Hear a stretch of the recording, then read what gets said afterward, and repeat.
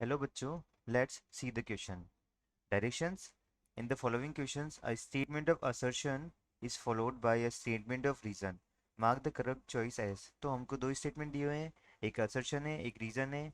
तो हमको चेक करना है कि क्या दोनों करेक्ट हैं और जो रीजन है वो असर्शन का करेक्ट एक्सप्लेनेशन है या नहीं है.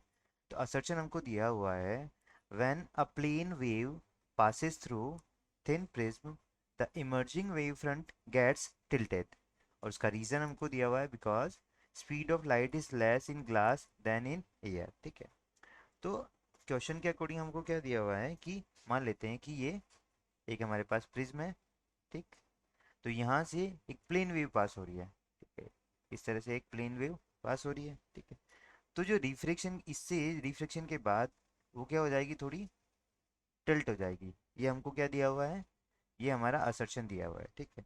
इसका रीजन क्या दिया हुआ है, speed of light is in glass is less than in air. देखो, तो हम जानते हैं जो रिफ्रैक्टिव इंडेक्स होती है एन, वो किसके इक्वल होती है, it is the ratio of speed of light in vacuum to the speed of light in medium. ये हमारा होता है कांस्टेंट. तो जो रिफ्रैक्टिव इंडेक्स यानी एन जो है हमारा is inversely proportional to 1/v.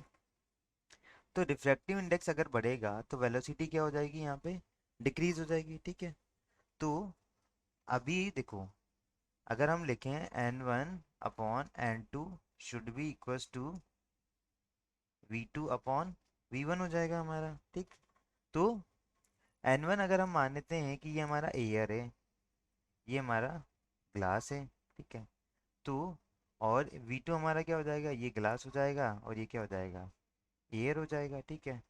तो इसकी हमारे पास कितनी होती है, हम जानते हैं कि ये n2 is greater than n1 होगा.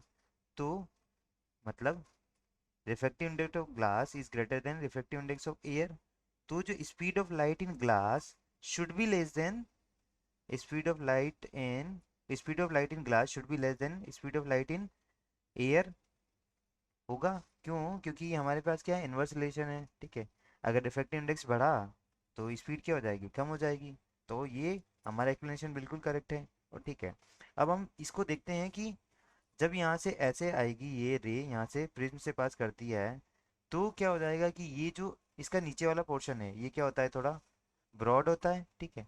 तो यहाँ से क्योंकि रिफ्रैक्टिव इंडेक्स ज़्यादा है इसकी, तो वेव यहाँ तक पहुँचने में क्या लेगी, ज़्यादा ज़्यादा टाइम लेगी. तो ज़्यादा टाइम लेगी तो क्या हो जाएगा, उसको ज़्यादा टाइम लेने के लिए थोड़ा टिल्ट होना पड़ेगा. ठीक है. रिफ्लेक्शन भी हो रहा है यहाँ पे, तो स्पीड ऑफ लाइट क्या हो गई यहाँ पे, कम हो गई. ठीक. स्पीड कम तो टाइम ज़्यादा ले रही है. ठीक. तो यहाँ क्या हो जाएगी, रे टिल्ट हो जाएगी. तो ये इसका एक्सप्लेनेशन बिल्कुल सही है. तो हम क्या देखते हैं कि if both assertion and reason are true and reason is the correct explanation of assertion, तो हमारा करेक्ट आंसर हो जाएगा आंसर ए. हमारा आंसर क्या हो जाएगा, ए.